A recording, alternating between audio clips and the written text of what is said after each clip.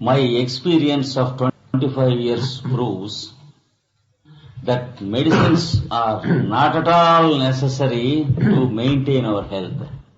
Medicines are necessary to stimulate the vital force to cure diseases, but medicines can never keep up our health. When once we lose our health and when once we are helpless, then only comes the need of medicine. Then only medicine should be used. And when the need is over, it should be immediately stopped. Health has nothing to do with medicine.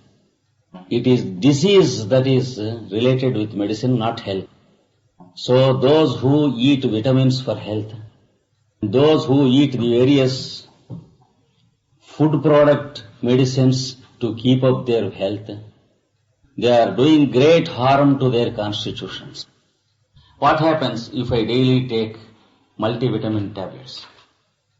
I am denying the privilege of my alimentary canal absorbing vitamins from natural foods. All the organs, parts of the digestive system become lazy fellows and they refuse to work when we use vitamins for more than 10 years continuously. If we stop the medicated vitamins, we will fall down and crumble to death. That is the case when we practice eating vitamins in medicinal form. Vitamins are readily available in food. So too proteins, starches and sugars. Whatever is required by the constitution is being supplied by nature.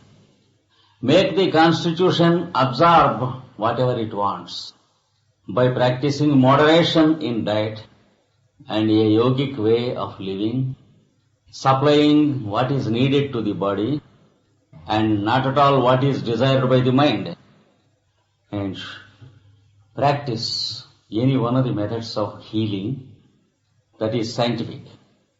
Scientific means not accepted by medical academies. The word scientific means that it stands to your test. If you put into practice, if something gives you the results required, then it is called scientific in its true sense. And not at all the scientific academies and the papers being read in the academies and accepted. For example, the theory of the microbe and the theory of the virus, which has been widely accepted by the scientific medical academies nowadays, is utterly false and it will be proved within the next 20 years. The theory of contagion has a different basis than what we are believing now. When we know we are inhaling the microbes of many diseases with every breath of ours, if the microbe theory were to be true, what is it that is protecting us from being attacked by all the diseases that are there in the air? We know how much carbon we are inhaling because of the industrial pollutions. We know how much ash we are inhaling. We know how much motor gas we are inhaling.